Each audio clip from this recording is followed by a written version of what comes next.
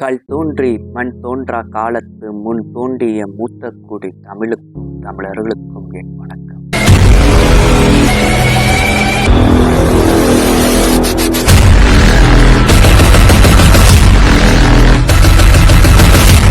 லேவியராகமம் அதிகாரம் 1.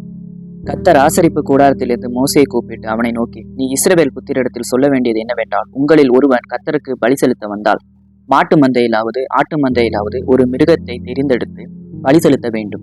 அவன் செலுத்துவது மாட்டு மந்தையிலிருந்து எடுக்கப்பட்ட சர்வாங்க தகன பலியானால் அவன் பழுதற்ற ஒரு காளையை செலுத்துவானாக. கர்த்தருடைய சந்நிதியில் தான் அங்கீகரிக்கப்படும்படி அவன் அதை ஆசரிப்பு கூடார வாசலில் கொண்டு வந்து அது தன் பாவ நிவர்த்திக்கென்று அங்கீகரிக்கப்படும்படி தன் கையை அதன் தலைமேல் வைத்து கர்த்தருடைய சந்நிதியில் அந்த காளையை கொல்ல கடவன். அப்பொழுது ஆரோனின் குமாரராகிய ஆசாரியர்கள் அதன் இரத்தத்தை எடுத்து அதை ஆசரிப்பு கூடார வாசலில் இருக்கிற பலிபீடத்தின் மேல் சுற்றிலும் தெளிக்க கடவர்கள். பின்பு அவன் அந்த சர்வாங்க தகன பலியை தோல் உரித்து அதை சந்து சந்தாக துண்டிக்க கடவன். அப்பொழுது ஆசாரியனாகிய ஆரோனின் குமாரன் பலிபீடத்தின் மேல் அக்கினியை போட்டு அக்கினியின் மேல் கட்டைகளை அடுக்கி அவன் குமாரராகிய ஆசாரியர்கள் துண்டங்களையும் தலையையும் கொழுப்பையும் பலிபீடத்தில் உள்ள அக்கினியில் இருக்கிற கட்டைகளின் மேல் அடுக்கி வைக்க கடவர்கள். அதன் குடல்களையும் தொடைகளையும் அவன் தண்ணீரினால் கழுவானாக. அவைகளை எல்லாம் ஆசாரியன் பலிபீடத்தின் மேல் சர்வாங்க தகன பலியாக தகனிக்க கடவன். இது கர்த்தருக்கு சுகந்த வாசனையான தகன பலி. அவன் செலுத்துவது செம்பரியாட்டு மந்தையில் உள்ள ஆடுகளிலாவது வெள்ளாட்டு மந்தையில் உள்ள ஆடுகளிலாவது எடுக்கப்பட்ட சர்வாங்க தகன பலியானால் பழுதற்ற ஒரு கடாவை கொண்டு வந்து கர்த்தருடைய சந்நிதியில் பலிபீடத்தின் வடபுறத்தில் அதை கொல்ல கடவன். அப்பொழுது ஆரோனின் குமாரராகிய ஆசாரியர்கள் அதன் இரத்தத்தை பலிபீடத்தின் மேல் சுற்றிலும் தெளிக்க கடவர்கள். பின்பு அவன் அதை சந்து சந்தாக துண்டித்து அதன் தலையையும் கொழுப்பையும் கூட வைப்பானாக. அவைகளை ஆசாரியன் பலிபீடத்தில் உள்ள அக்கினியில் இருக்கிற கட்டைகளின் மேல் அடுக்கி வைக்க கடவன். குடல்களையும் தொடைகளையும் அவன் தண்ணீரினால் கழுவானாக. அவைகளை எல்லாம் ஆசாரியன் கொண்டு வந்து பலிபீடத்தின் மேல் தகனிக்க கடவன். இது சர்வாங்க தகன பலி. இது கர்த்தருக்கு சுகந்த வாசனையான தகன பலி. அவன் கர்த்தருக்கு செலுத்துவது பறவைகளில் இருந்து எடுக்கப்பட்ட சர்வாங்க தகன பலியானால் காட்டு புறாக்களாவது புறா குஞ்சுகளிலாவது எடுத்து செலுத்த கடவன். அதை ஆசாரியன் பலிபீட தண்டையில் கொண்டு வந்து அதன் தலையை கிள்ளி பலிபீடத்தில் தகனித்து அதன் இரத்தத்தை பலிபீடத்தின் பக்கத்தில் சிந்தவிட்டு அதன் இறப்பையை அதன் மலத்தோடும் கூட எடுத்து அதை பலிபீட தண்டையில் கீழ்ப்புறமாக சாம்பல் இருக்கிற இடத்திலே எரிந்துவிட்டு பின்பு அதன் செட்டைகளுடன் அதை இரண்டாக்காமல் பிழைப்பானாக. பின்பு ஆசாரியன் அதை பலிபீடத்தில் உள்ள அக்கினியில் இருக்கிற கட்டைகளின் மேல் தகனிக்க கடவன். இது சர்வாங்க தகன பலி. இது கர்த்தருக்கு சுகந்த வாசனையான தகன பலி. அதிகாரம் 2. ஒருவன் போஜன பலியாகிய காணிக்கையை கர்த்தருக்கு செலுத்த வேண்டுமானால் அவன் காணிக்கை மெல்லிய மாவாய் இருப்பதாக. அவன் அதன் மேல் எண்ணெய் வார்த்து அதன் மேல் தூப வர்க்கம் போட்டு அதை ஆரோனின் குமாரனாகிய ஆசாரியர்களிடத்தில் கொண்டு வருவானாக. அப்பொழுது ஆசாரியன் அந்த மாவிலும் எண்ணெயிலும் ஒரு கைப்பிடி நிறைய தூவவர்க்கம் எல்லாவற்றோடும் எடுத்து அதை பலிபீடத்தின் மேல் ஞாபக குறியாக தகனிக்க கடவன். அது கர்த்தருக்கு சுகந்த வாசனையான தகன பலி. அந்த போஜன பலியில் மீதியாய் இருப்பது ஆரோனையும் அவன் குமாரரையும் சேரும். கர்த்தருக்கு இடும் தகன பலிகளில் இது மகா பரிசுத்தமானது. நீ படைப்பது அடுப்பில் பாகம் பண்ணப்பட்ட போஜன பலியானால் அது எண்ணெயிலே பிசைந்த மெல்லிய மாவினால் செய்த புளிப்பில்லா அதிரசங்களாவது எண்ணெய் பூசப்பட்ட புளிப்பில்லா அடைகளாயாவது இருப்பதாக. நீ படைப்பது தட்டையான சட்டியில் பாகம் பண்ணப்பட்ட போஜன பலியானால் அது எண்ணெயிலே பிசைந்த புளிப்பில்லா மெல்லிய மாவினால் செய்யப்பட்டதாய் இருப்பதாக. அதை துண்டு துண்டாக பிட்டு அதன் மேல் எண்ணெய் வார்ப்பாயாக. இது ஒரு போஜன பலி. நீ படைப்பது பொரிக்கும் சட்டியில் பாகம் பண்ணப்பட்ட போஜன பலியானால் அது எண்ணெயிலே பிசைந்த மெல்லிய மாவினால் செய்யப்படுவதாக. இப்படி செய்யப்பட்ட போஜன பலியை கர்த்தருக்கு செலுத்துவாயாக. அது ஆசாரியனிடத்தில் கொண்டு வரப்படும் போது அவன் அதை பலிபீட தண்டையில் கொண்டு வந்து அந்த போஜன பலியிலிருந்து ஆசாரியன் ஞாபகக்குறியாக ஒரு பங்கை எடுத்து பலிபீடத்தின் மேல் தகனிக்க கடவன். இது கர்த்தருக்கு சுகந்த வாசனையான தகன பலி. இந்த போஜன பலியில் மீதியானது ஆரோனையும் அவன் குமாரரையும் சேரும். கர்த்தருக்கு இடும் தகனங்களில் இது மகா பரிசுத்தமானது. நீங்கள் கர்த்தருக்கு செலுத்தும் எந்த போஜன பலியும் புளித்த மாவினால் செய்யப்படாது இருப்பதாக. புளித்த மாவு உள்ளதொன்றையும் தேனுள்ளதொன்றையும் கர்த்தருக்கு தகன பலியாக தகனிக்க வேண்டாம். முதற்கனிகளை காணிக்கையாக கொண்டு வந்து அவைகளை கர்த்தருக்கு செலுத்தலாம். ஆனாலும் பலிபீடத்தின் மேல் அவைகள் சுகந்த வாசனையாக தகனிக்கப்படலாகாது. நீ படைக்கிற எந்த போஜன பலியும் உப்பினால் சாரமாக்கப்படுவதாக. உன் தேவனுடைய உடன்படிக்கையின் உப்பை உன் போஜன பலியிலே குறைய விடாமல் நீ படைப்பது எல்லாவற்றோடும் உப்பையும் படைப்பாயாக. முதற் பலன்களை போஜன பலியாக நீ கர்த்தருக்கு செலுத்த வந்தால் நிறைந்த பச்சையான கதிர்களை நெருப்பிலே வாட்டி உதிர்த்து அதை உன் முதற் பலனின் போஜன பலியாக கொண்டு வர கடவாய். அதன் மேல் எண்ணெய் வார்த்து அதன் மேல் தூவ வர்க்கத்தை போடுவாயாக. இது ஒரு போஜன பலி. பின்பு ஆசாரியன் உதிர்த்த தானியத்திலும் எண்ணெயிலும் எடுத்து ஞாபக குறியான பங்கை அதன் தூப வர்க்கம் எல்லாவற்றும் கூட தகனிக்க கடவன். இது கர்த்தருக்கு இடும் தகன பலி. அதிகாரம் 3. ஒருவன் சமாதான பலியை படைக்க வேண்டுமென்று மாட்டு மந்தையில் எடுத்து செலுத்துவானாகில் அது காளையானாலும் சரி பசுவானாலும் சரி பழுதற்று இருப்பதை கர்த்தருடைய சந்நிதியில் செலுத்த கடவன்.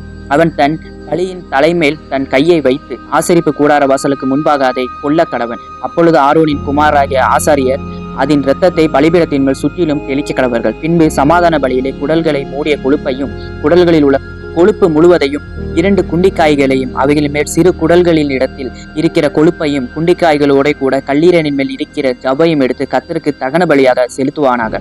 அதை ஆரோனின் குமாரர் பலிபீடத்தில் அக்கினியில் உள்ள கட்டைகளின் மேல் போட்டிருக்கும் சர்வாங்க தகன பலியின் மீதில் போட்டு தகனிக்க கடவர்கள். இது கர்த்தருக்கு சுகந்த வாசனையான தகன பலி. அவன் கர்த்தருக்கு சமாதான பலியை படைக்க வேண்டுமென்று ஆட்டு மண்டையிலிருந்து எடுத்து செலுத்துவானாகில் அது ஆண் ஆனாலும் சரி பெண் ஆனாலும் சரி பழுதற்றிருப்பதை செலுத்துவானாக. அவன் ஆட்டுக்குட்டியை பலியாக செலுத்த வேண்டுமானால் அதை கர்த்தருடைய சந்நிதியில் கொண்டு வந்து தன் பலியின் தலைமேல் தன் கையை வைத்து ஆசரிப்பு கூடாரத்துக்கு முன்பாக அதை கொல்ல கடவன்.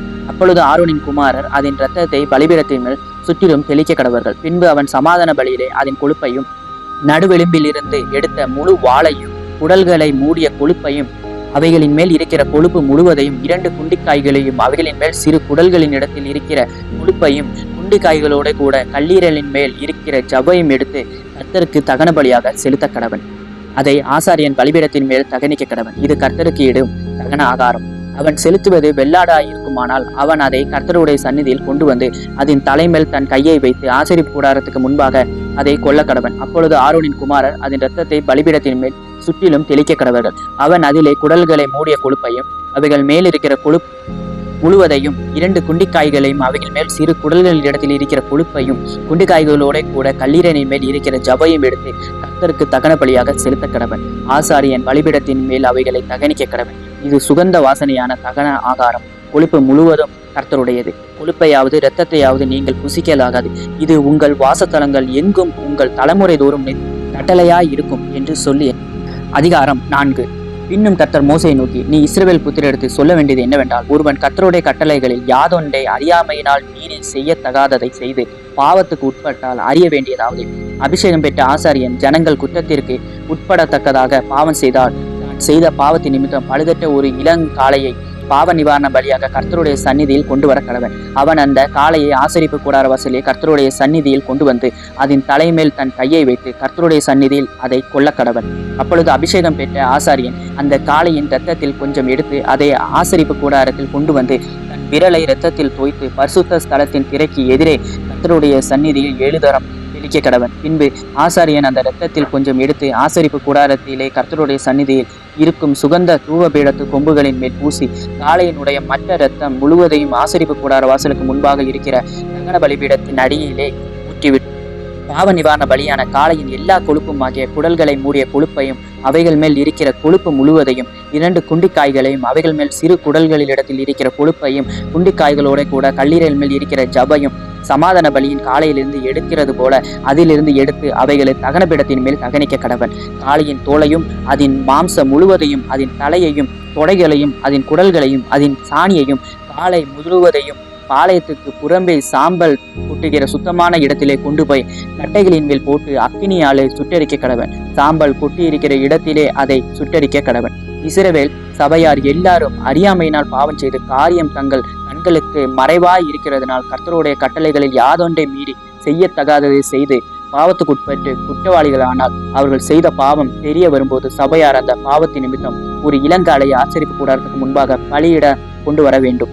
சபையின் மூப்பர் கர்த்தருடைய சந்நிதியில் தங்கள் கைகளை அதன் தலைமேல் வைக்க கடவர்கள். பின்பு கர்த்தருடைய சந்நிதியில் அந்த காளையை கொல்ல வேண்டும். அப்பொழுது அபிஷேகம் பெற்ற ஆசாரியன் அதன் இரத்தத்தில் கொஞ்சம் எடுத்து ஆசரிப்பு கூடாரத்தில் கொண்டு வந்து தன் விரலை இரத்தத்தில் தோய்த்து கர்த்தருடைய சந்நிதியில் திரைக்கு எதிரே 7 தரம் தெளித்து ஆசரிப்பு கூடாரத்தில் கர்த்தருடைய சந்நிதியில் இருக்கும் பலிபீடத்தின் குப்புகளின் மேல் அந்த இரத்தத்தில் கொஞ்சம் பூசி மற்ற இரத்தமெல்லாம் ஆசரிப்பு கூடார வாசலில் இருக்கிற தகன பலிபீடத்தின் அடியிலே ஊற்றிவிட்டு அதன் கொழுப்பு முழுவதையும் அதிலிருந்து எடுத்து பலிபீடத்தின் மேல் தகனித்து பாவ நிவாரண பலியின் காளையை செய்த பிரகாரம் அந்த காளையும் செய்து இவ்வனமாய் ஆசாரியன் அவர்களுக்கு பாவ நிவர்த்தி செய்ய கடவன். அப்பொழுது அது அவர்களுக்கு மன்னிக்கப்படும்.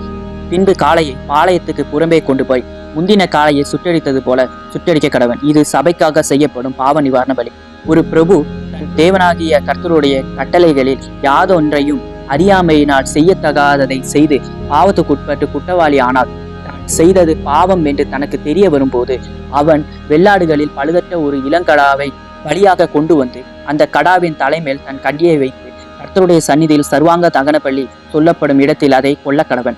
இது பாவ நிவாரண பலி. அப்பொழுது ஆசாரியன் அதன் இரத்தத்தில் கொஞ்சம் தன் விரலால் எடுத்து தகன பலிபீடத்து கொம்புகளின் மேல் பூசி மற்ற இரத்தத்தை தகன பலிபீடத்தின் அடியிலே ஊற்றிவிட்டு அதன் கொழுப்பு முழுவதையும் சமாதான பலியின் கொழுப்பை போல பலிபீடத்தின் மேல் தகனித்து இவ்வனமாய் ஆசாரியன் அவன் செய்த பாவத்தை குறித்து அவனுக்காக பாவ நிவர்த்தி செய்ய கடவன். அப்பொழுது அது அவனுக்கு மன்னிக்கப்படும். சாதாரண ஜனங்களில் ஒருவன் அறியாமையினால் கர்த்தரின் கட்டளைகளில் யாதொன்றை மீறி செய்யத்தகாததை செய்து பாவத்துக்கு உட்பட்டு குற்றவாளியானால் தான் செய்தது பாவம் என்று தனக்கு தெரிய வரும்போது அவன் தான் செய்த பாவத்தின் நிமித்தம் வெள்ளாடுகளில் பழுதற்ற ஒரு பெண்குட்டியை பலியாக கொண்டு வந்து பாவ நிவாரண பலியின் தலையின் மேல் தன் கையை வைத்து சர்வாங்க தகன பலியிடும் இடத்தில் அந்த பாவ நிவாரண பலியை கொல்ல கடவன். அப்பொழுது ஆசாரியன் அதன் இரத்தத்தில் கொஞ்சம் தன் விரலால் எடுத்து தகன பலிபீடத்து கொம்புகளின் மேல் பூசி மற்ற இரத்தமெல்லாம் பலிபீடத்தின் அடியிலே ஊற்றிவிட்டு சமாதான பலியில் இருந்து கொழுப்பை எடுப்பது போல அதன் கொழுப்பு முழுவதையும் எடுத்து ஆசாரியன் பலிபீடத்தின் மேல் கர்த்தருடைய சுகந்த வாசனையாக தகனித்து இவ்வனமாய் அவனுக்கு பாவ நிவர்த்தி செய்ய கடவன். அப்பொழுது அது அவனுக்கு மன்னிக்கப்படும். அவன் பாவ நிவாரண பலியாக ஒரு ஆட்டுக்குட்டியை கொண்டு வருவானாகில் பழுதற்ற பெண்குட்டியை கொண்டு வந்து அந்த பாவ நிவாரண பலியின் தலையின் மேல் தன் கையை வைத்து சர்வாங்க தகன பலி கொல்லப்படும் இடத்தில் அதை பாவ நிவாரண பலியாக கொல்ல கடவன். அப்பொழுது ஆசாரியன் அந்த பாவ நிவாரண பலியின் இரத்தத்தில் கொஞ்சம் தன் விரலால் எடுத்து தகன பலிபீடத்து கொம்புகளின் மேல் பூசி மற்ற இரத்தமெல்லாம் பலிபீடத்தின் அடியிலே ஊற்றிவிட்டு சமாதான பலியான ஆட்டுக்குட்டியின் கொழுப்பை எடுக்கிறது போல அதன் கொழுப்பு முழுவதையும் எடுத்து கர்த்தருக்கு இடப்படும் தகன பலிகளைப் போல பலிபீடத்தின் மேல் ஆசாரியன் தகனிக்க வேண்டும். இவ்வனமாய் அவன் செய்த பாவத்துக்கு ஆசாரியன் பாவ நிவர்த்தி செய்ய கடவன். அப்பொழுது அது அவனுக்கு மன்னிக்கப்படும். அதிகாரம் 5. சாட்சியாகிய ஒருவன் இடப்பட்ட ஆணையை கேட்டிருந்தோம் தான் கண்டதையும் அறிந்ததையும் தெரிவியாது இருந்தும் பாவம் செய்தால் அவன் தன் அக்கிரமத்தை சுமப்பான். அசுத்தமான காட்டு மிருகத்தின் உடலையாவது அசுத்தமான நாட்டு மிருகத்தின் உடலையாவது அசுத்தமான ஊரும் பிராணிகளின் உடலையாவது இவ்வித அசுத்தமான யாதொரு வஸ்துவையாவது ஒருவன் அறியாமல் தொட்டால் அவன் தீட்டும் குற்றமும் உள்ளவனாவான். அல்லது எந்த அசுத்தத்தினாலாகிலும் தீட்டுப்பட்ட ஒரு மனிதனை ஒருவன் அறியாமல் தொட்டு பின்பு அதை அறிந்து கொண்டால் அவன் குற்றமுள்ளவனாவான். மனிதர் பதறி ஆணையிடும் எந்த காரியத்தினாலும் ஒருவன் தீமை செய்கிறதற்காவது நன்மை செய்வதற்காவது தன் மனம் அறியாமல் தன் உதடுகளினால் பதறி ஆணையிட்டு பின்பு அவன் அதை அறிந்து கொண்டால் அதை குறித்து குற்றமுள்ளவனாவான். இப்படிப்பட்டவைகள் ஒன்றில் ஒருவன் குற்றமுள்ளவனாகும் போது அவன் தான் செய்தது பாவம் என்று அறிக்கையிட்டு தான் செய்த பாவத்துக்கு பாவ நிவாரண பலியாக ஆடுகளிலாவது வெள்ளாடுகளிலாவது ஒரு பெண்குட்டியை குற்ற நிவாரண பலியாக கர்த்தருடைய சந்நிதியில் கொண்டு வர வேண்டும். அதனாலே ஆசாரியன் அவன் செய்த பாவத்தை குறித்து அவனுக்காக பாவ நிவர்த்தி செய்ய கடவன். ஆட்டுக்குட்டியை கொண்டு வர அவனுக்கு சக்தி இல்லாதிருந்தால் அவன் செய்த குற்றத்தின் நிமித்தம் 2 காட்டு புறாக்களையாவது 2 புறா குஞ்சுகளையாவது ஒன்றை பாவ நிவாரண பலியாகவும் மற்றொன்றை சர்வாங்க தகன பலியாகவும் கர்த்தருடைய சந்நிதியில் கொண்டு வர கடவன். அவைகளை ஆசாரியனிடத்தில் கொண்டு வருவானாக. அவன் பாவ நிவாரண பலிக்கானதை முன்னே செலுத்தி அதன் தலையை அதன் கழுத்தின் இடத்தில் கிள்ளி அதை 2ஆக்காமல் வைத்து அதன் இரத்தத்தில் கொஞ்சம் எடுத்து பலிபீடத்தின் பக்கத்தில் தெளித்து மீதியான இரத்தத்தை பலிபீடத்தின் அடியிலே வடிய விடுவானாக. இது பாவ நிவாரண பலி. மற்றதை நியமத்தின்படியே அவன் தகன பலியாய் செலுத்த கடவன். இவ்விதமாக அவன் செய்த பாவத்தை ஆசாரியன் நிவர்த்தி செய்ய கடவன். அப்பொழுது அது அவனுக்கு மன்னிக்கப்படும். 2 காட்டு புறாக்களையாவது 2 புறா குஞ்சுகளையாவது கொண்டு வர அவனுக்கு சக்தி இல்லாதிருந்தால் பாவம் செய்தவன் பாவ நிவாரணத்துக்காக ஒரு எப்பா அளவான மெல்லிய மாவிலை 10இல் 1 பங்கை தன் காணிக்கையாக கொண்டு வருவானாக. அது பாவ நிவாரண பலியாய் இருப்பதினால் அதன் மேல் எண்ணெய் வார்க்காமலும் தூப வர்க்கம் போடாமலும் இருந்து அதை ஆசாரியனிடத்தில் கொண்டு வர வேண்டும். அதிலே ஆசாரியன் ஞாபகக்குறியான பங்காக தன் கைப்பிடி நிறைய எடுத்து கர்த்தருக்கு இடும் தகன பலிகளைப் போல பலிபீடத்தின் மேல் தகனிக்க கடவன். இது பாவ நிவாரண பலி. இவ்விதமாக மேற்சொல்லிய காரியங்கள் ஒன்றில் அவன் செய்த பாவத்துக்காக ஆசாரியன் பாவ நிவர்த்தி செய்ய கடவன். அப்பொழுது அது அவனுக்கு மன்னிக்கப்படும். மீதியானது போஜன பலியைப் போல ஆசாரியனை சேரும் என்றார். பின்னும் கர்த்தர் மோசேயை நோக்கி, ஒருவன் கர்த்தருக்குரிய பரிசுத்தமானவைகளில் குற்றம் செய்து அறியாமையினால் பாவத்துக்கு உட்பட்டால் அவன் தன் குற்றத்தின் நிமித்தம் பரிசுத்த ஸ்தலத்து சேக்கல் கணக்கின்படியே நீ அவன் மேல் சுமத்தும் அபராதம் எவ்வளவோ அவ்வளவு வெள்ளி சேக்கல் பெறும் பழுதற்ற ஒரு ஆட்டுக்கடாவை குற்ற நிவாரண பலியாக கர்த்தருடைய சந்நிதியில் கொண்டு வந்து பரிசுத்தமானதை குறித்து தான் செய்த தப்பிதத்தினால் உண்டான நஷ்டத்தை செலுத்தி அதனோடு 5இல் 1 பங்கை அதிகமாக கூட்டி ஆசாரியனுக்கு கொடுப்பானாக. குற்ற நிவாரண பலியாகிய ஆட்டுக்கடாவினாலே அவனுக்காக ஆசாரியன் பாவ நிவர்த்தி செய்ய கடவன். அப்பொழுது அது அவனுக்கு மன்னிக்கப்படும். ஒருவன் செய்ய தகாதென்று கர்த்தருடைய கட்டளைகளினால் விலக்கப்பட்ட யாதொன்றை செய்து பாவத்துக்குட்பட்டால் அதை அவன் அறியாமையினால் செய்தாலும் அவன் குற்றமுள்ளவனாய் இருந்து தன் அக்கிரமத்தை சுமப்பான். அது நிமித்தம் அவன் குற்ற நிவாரண பலியாக உன் மதிப்புக்கு சரியான பழுதற்ற ஒரு ஆட்டுக்கடாவை ஆசாரியன் எடுத்து கொண்டு வருவானாக. அவன் அறியாமல் செய்த தப்பிதத்தை ஆசாரியன் அவனுக்காக நிவர்த்தி செய்ய கடவன். அப்பொழுது அது அவனுக்கு மன்னிக்கப்படும். இது குற்ற நிவாரண பலி. அவன் கர்த்தருக்கு விரோதமாய் குற்றம் செய்தான் என்பது நிச்சயம் என்றார். அதிகாரம் 6. இன்னும் கர்த்தர் மோசையை நோக்கி, ஒருவன் கர்த்தருக்கு விரோதமாக அநியாயம் செய்து தன் வசத்தில் ஒப்புவிக்கப்பட்ட பொருளிலாவது கொடுக்கல் வாங்கலிலாவது தன் அயலானுக்கு மாறாட்டம் பண்ணி அல்லது ஒரு வஸ்துவை பலாத்காரமாய் பறித்து கொண்டு அல்லது தன் அயலானுக்கு இடுக்கன் செய்து அல்லது காணாமற் போனதை கண்டடைந்தும் அதை மறுதலித்து அதை குறித்து பொய்யானையிட்டு மனிதர் செய்யும் இவை முதலான யாதொரு காரியத்தில் பாவம் செய்தானாகி அவன் செய்த பாவத்தினாலே குற்றவாளி ஆவனபடியால் தான் பலாத்காரமாய் பறித்து கொண்டதையும் இடுக்கன் செய்து பெற்று கொண்டதையும் தன் வசத்திலே ஒப்புவிக்கப்பட்டதையும் காணாமற் போயிருந்து தன் கண்டெடுத்ததையும் பொய்யானையிட்டு சம்பாதித்த பொருளையும் திரும்ப கொடுத்து விட கடவன். அந்த முதலை கொடுக்கிறதும் அல்லாமல் அதனோடு 1/5 அதிகமாகவும் கூட்டி அதை தான் குற்ற நிவாரண பலியை இடும் நாளில் அதற்குரியவனுக்கு கொடுத்துவிட்டு தன் குற்ற நிவாரண பலியாகிய உன் மதிப்புக்கு சரியான பழுதட்ட ஆட்டுக்கடாவை கர்த்தருக்கு செலுத்தும்படி அதை ஆசாரியனிடத்தில் குற்ற நிவாரண பலியாக கொண்டு வருவானாக. கர்த்தருடைய சந்நிதியில் அவன் பாவத்தை ஆசாரியன் நிவர்த்தி செய்ய கடவன். அப்பொழுது அவன் குற்றவாளியாக செய்த அப்படிப்பட்ட எந்த காரியமும் அவனுக்கு மன்னிக்கப்படும் என்றார். இன்னும் கர்த்தர் மோசையை நோக்கி, நீ ஆரோனுக்கும் அவன் குமாரருக்கும் கற்பிக்க வேண்டிய சர்வாங்க தகன பலிக்குரிய பிரமாணம் என்னவென்றால், சர்வாங்க தகன பலியானது முழுவதும் விடியற்காலம் மற்றும் பலிபீடத்தின் மேல் எரிய வேண்டும். பலிபீடத்தின் மேலுள்ள அக்கினி எரிந்து கொண்டே இருக்க வேண்டும். ஆசாரியன் தன் சலநூல் அங்கியை தரித்து தன் சலநூல் சல்லடத்தை அறையில் போட்டுக்கொண்டு பலிபீடத்தின் மேல் அக்கினியில் எரிந்த சர்வாங்க தகன பலியின் சாம்பலை எடுத்து பலிபீடத்து பக்கத்தில் கொட்டி பின்பு தன் வஸ்திரங்களை கலட்டி வேறு வஸ்திரங்களை உடுத்தி கொண்டு அந்த சாம்பலை பாளையத்துக்கு புறம்பே சுத்தமான ஒரு இடத்திலே கொண்டு போய் கொட்டக்கடவன். பலிபீடத்தின் மேல் இருக்கிற அக்கினி ஆவியாமல் எரிந்து கொண்டிருக்க வேண்டும். ஆசாரியன் காலைதோறும் அதன் மேல் எரியும்படி கட்டைகளை போட்டு அதன் மேல் சர்வாங்க தகன பலியை வரிசையாக வைத்து அதன் மேல் சமாதான பலிகளின் கொழுப்பை போட்டு தகனிக்க கடவன். பலிபீடத்தின் மேல் அக்கினி எப்பொழுதும் எரிந்து கொண்டிருக்க வேண்டும். அது ஒரு பொழுதும் அவிந்து போக ஆகாது. போஜன பலியின் பிரமாணம் என்னவென்றால், ஆரோனின் குமாரர் அதை கர்த்தருடைய சந்நிதியில் பலிபீடத்துக்கு முன்னே படைக்க வேண்டும். அவன் போஜன பலியின் மெல்லிய மாவிலும் அதன் எண்ணெயிலும் தன் கைப்பிடி நிறைய எடுத்து போஜன பலியின் மேல் உள்ள தூவ வர்க்கம் யாவற்றோடும் கூட அதை ஞாபகக்குறியாக பலிபீடத்தின் மேல் கர்த்தருக்கு சுகந்த வாசனையாக தகனிக்க கடவன். அதில் மீதியானதை ஆரோனும் அவன் குமாரரும் புசிப்பார்களாக. அது புளிப்பில்லா அப்பத்துடன் பரிசுத்த ஸ்தலத்தில் புசிக்கப்பட கடவது. ஆசரிப்பு கூடாரத்தின் பிரகாரத்தில் அதை புசிக்க வேண்டும். அதை புளித்த மாவுள்ளதாக பாகம் பண்ண வேண்டும். அது எனக்கு இடப்படும் தகனங்களில் நான் அவர்களுக்கு கொடுத்த அவர்களுடைய பங்கு. அது பாவ நிவாரண பலியை போலும் குற்ற நிவாரண பலியை போலும் மகா பரிசுத்தமானது. ஆரோனின் பிள்ளைகளில் ஆண் மக்கள் யாவரும் அதை புசிப்பார்களாக. கர்த்தருக்கு இடப்படும் தகன பலிகளில் அது உங்கள் தலைமுறை தோறும் நித்திய கட்டளையாய் இருக்க கடவுது. அவைகளை தொடுகிற எவனும் பரிசுத்தமாய் இருப்பான் என்று சொல்லி என்றார். இன்னும் கர்த்தர் மோசையை நோக்கி, ஆரோன் அபிஷேகம் பண்ணப்படும் நாளில் அவனும் அவன் குமாரரும் கர்த்தருக்கு செலுத்த வேண்டிய படைப்பு என்னவென்றால், ஒரு எப்பா அளவான மெல்லிய மாவிலை 10 1/5 காலையில் பாதியும் மாலையில் பாதியும் நித்திய போஜன பலியாக செலுத்த கடவர்கள். அது சட்டியிலே எண்ணெய் விட்டு பாகம் பண்ணப்பட்ட கடவுது. பாகம் பண்ணப்பட்ட பின்பு அதை கொண்டு வந்து போஜன பலியாக பாகம் பண்ணப்பட்ட துண்டுகளை கர்த்தருக்கு சுகந்த வாசனையாக படைக்க கடவாய். அவன் குமாரரில் அவனுடைய ஸ்தலத்திலே அபிஷேகம் பண்ணப்படுகிற ஆசாரியனும் அப்படியே செய்ய கடவன். அது முழுவதும் தகனிக்கப்பட வேண்டும். அது கர்த்தர் நியமித்த நித்திய கட்டளை. ஆசாரியனுக்காக இடப்படும் எந்த போஜன பலியும் புசிக்கப்படாமல் முழுவதும் தகனிக்கப்பட வேண்டும் என்றார். இன்னும் கர்த்தர் மோசையை நோக்கி, நீ ஆரோனோடும் அவன் குமாரரோடும் சொல்ல வேண்டியதாவது, பாவ நிவாரண பலியின் பிரமாணம் என்னவென்றால், சர்வாங்க தகன பலி கொல்லப்படும் இடத்தில் பாவ நிவாரண பலியும் கர்த்தருடைய சந்நிதியில் கொல்லப்பட கடவது. அது மகா பரிசுத்தமானது. பாவ நிவர்த்தி செய்ய அதை பலியிடுகிற ஆசாரியன் அதை புசிக்கப்பட கடவன். ஆசரிப்பு கூடாரத்தின் பிரகாரமாகிய பரிசுத்த ஸ்தலத்திலே அது புசிக்கப்பட வேண்டும். அதன் மாம்சத்தில் படுகிறது எதுவும் பரிசுத்தமாய் இருக்கும். அதன் இரத்தத்திலே கொஞ்சம் ஒரு வஸ்திரத்தில் தெரித்ததானால் இரத்தம் தெரிந்த வஸ்திரத்தை பரிசுத்த ஸ்தலத்தை கழுவ வேண்டும். அது சமைக்கப்பட்ட மண்பாண்டம் உடைக்கப்பட வேண்டும். செப்பு பானையில் சமைக்கப்பட்டதானால் அது விலக்கப்பட்டு தண்ணீரில் கழுவப்பட வேண்டும். ஆசாரியரில் ஆண்மக்கள் யாவரும் அதை புசிப்பார்களாக. அது மகா பரிசுத்தமானது. எந்த பாவ நிவாரணின் பலியின் இரத்தத்தில் கொஞ்சம் பரிசுத்த ஸ்தலத்தில் பாவ நிவர்த்தியின் பொருட்டு ஆசரிப்பு கூடாரத்துக்குள்ளே கொண்டு வரப்பட்டதோ அந்த பலி புசிக்கப்படலாகாது. அது அக்கினியிலே தகனிக்கப்பட வேண்டும். அதிகாரம் 7. குற்ற நிவாரண பலியின் பிரமாணம் என்னவென்றால், அது மகா பரிசுத்தமானது. சர்வாங்க தகன பலி கொல்லப்படும் இடத்தில் குற்ற நிவாரண பலியும் கொல்லப்பட வேண்டும். அதன் இரத்தத்தை பலிபீடத்தின் மேல் சுற்றிலும் தெளித்து அதனுடைய கொழுப்பு முழுவதையும் அதன் வாளையும் குடல்களை மூடிய கொழுப்பையும் 2 குண்டிக்காய்களையும் அவைகளின் மேல் சிறு குடல்களில் இருக்கிற கொழுப்பையும் குண்டிக்காய்களோட கூட கல்லீரலின் மேல் இருக்கிற ஜவ்வையும் எடுத்து செலுத்துவானாக. இவைகளை ஆசாரியன் பலிபீடத்தின் மேல் கர்த்தருக்கு தகன பலியாக தகனிக்க கடவன். அது குற்ற நிவாரண பலி. ஆசாரியரில் ஆண் மக்கள் யாவரும் அதை புசிப்பார்களாக. அது பரிசுத்த ஸ்தலத்தில் புசிக்கப்பட வேண்டும். அது மகா பரிசுத்தமானது. பாவ நிவாரண பலி எப்படியோ குற்ற நிவாரண பலியும் அப்படியே. அவ்விரண்டிற்கும் பிரமாணம் ஒன்றே.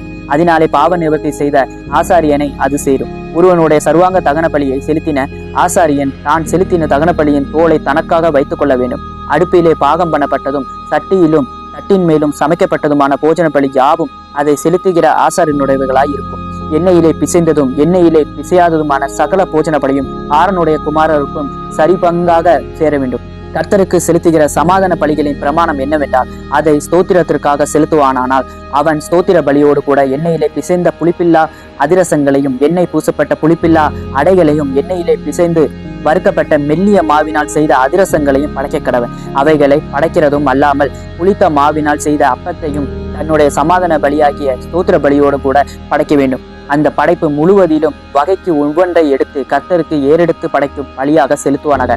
அது சமாதான பலியின் இரத்தத்தை தெளித்த ஆசாரியனுடையதாகும். சமாதான பலியாகிய ஸ்தோத்திர பலியின் மாம்சமானது செலுத்தப்பட்ட அன்றைய தினமே புசிக்கப்பட வேண்டும். அதில் ஒன்றும் விடியற்காலம் மட்டும் வைக்கப்படலாகாது. அவன் செலுத்தும் பலி பொருத்தனையாவது உற்சாக பலியாவது இருக்குமானால் அது செலுத்தப்படும் நாளிலும் அதில் மீதியானது மறுநாளிலும் புசிக்கப்படலாம். பலியின் மாம்சத்தில் மீதியாய் இருக்கிறது 3ஆம் நாளில் அக்கினியிலே சுட்டரிக்கப்பட கடவுது. சமாதான பலியின் மாம்சத்தில் மீதியானது 3ஆம் நாளில் புசிக்கப்படுமானால் அது அங்கீகரிக்கப்படாது. அதை செலுத்தினவனுக்கு அது பலிக்காது. அது அருவருப்பாய் இருக்கும். அதை புசிக்கிறவன் தன் அக்கிரமத்தை சுமப்பான். தீட்டான எந்த வஸ்துவிலாவது அந்த மாம்சம் பட்டதானால் அது புசிக்கப்படாமல் அக்கினியிலே சுட்டரிக்கப்பட கடவுது. மற்ற மாம்சத்தையோ சுத்தமாய் இருக்கிறவன் எவனும் புசிக்கலாம். ஒருவன் தீட்டுள்ளவனாய் இருக்கையில் கர்த்தருடைய சமாதான பலியின் மாம்சத்தை புசித்தால் அவன் தன் ஜனத்தாரில் இராதபடிக்கு அறுப்புண்டு போவான். மனுஷருடைய தீட்டையாவது தீட்டான மிருகத்தையாவது அருவருக்கப்படத்தக்க தீட்டான மற்ற எந்த வஸ்துவையாவது ஒருவன் தொட்டியிருந்து கர்த்தருடைய சமாதான பலியின் மாம்சத்திலே புசித்தால் அவன் தன் ஜனங்களில் இராதபடிக்கு அறுப்புண்டு போவான் என்றார். இன்னும் கர்த்தர் மோசையை நோக்கி, நீ இஸ்ரவேல் புத்திரரோட சொல்ல வேண்டியது என்னவென்றால், மாடு ஆடு வெள்ளாடு என்பவர்களின் கொழுப்பை நீங்கள் புசிக்கலாகாது. தானாய் செத்த மிருகத்தின் கொழுப்பையும் பீருண்ட மிருகத்தின் கொழுப்பையும் பலவித வேலைகளுக்கு வழங்காமலும் ஆனாலும் நீங்கள் அதை ஒருபோதும் புசிக்கலாகாது. கர்த்தருக்கு தகன பலியாக செலுத்தப்படும் மிருகத்தின் கொழுப்பை புசிக்கிற எந்த ஆத்மாவும் தன் ஜனங்களை இராதபடிக்கு அறுப்புண்டு போவான். உங்கள் வாசஸ்தலங்களில் எங்கும் யாதொரு பறவையின் இரத்தத்தையாவது யாதொரு மிருகத்தின் இரத்தத்தையாவது புசிக்கலாகாது. எவ்வித இரத்தத்தையாகிலும் புசிக்கிற எவனும் தன் ஜனங்களில் இராதபடிக்கு அறுப்புண்டு போவான் என்று சொல் என்றார். பின்னும் கர்த்தர் மோசையை நோக்கி, நீ இஸ்ரவேல் புத்திரரோட சொல்ல வேண்டியது என்னவென்றால், கர்த்தருக்கு சமாதான பலி செலுத்துகிறவன் தான் செலுத்தும் சமாதான பலியை கர்த்தருடைய சந்நிதியில் கொண்டு வருவானாக. கர்த்தருக்கு தகன பலியாக படைப்பவைகளை அவன் கைகளே கொண்டு வர வேண்டும். மார்க்கண்டத்தையும் அதனோட கூட அதன் மேல் வைத்த கொழுப்பையும் கர்த்தருடைய சந்நிதியில் அசைவாட்டும் பலியாக அசைவாட்டும்படிக்கு கொண்டு வர கடவன்.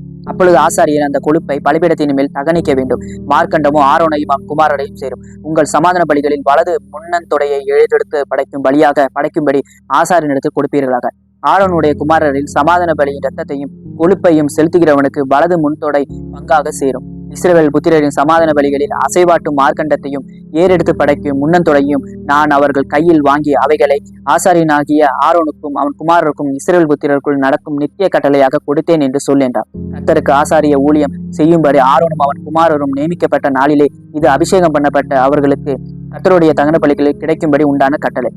இப்படி அவர்களுக்கு இஸ்ரவேல் புத்திரர் தங்கள் தலைமுறை தோறும் நித்திய நியமமாக கொடுக்கும்படி கர்த்தர் அவர்களை அபிஷேகம் பண்ணின நாளிலே கட்டளையிட்டார்.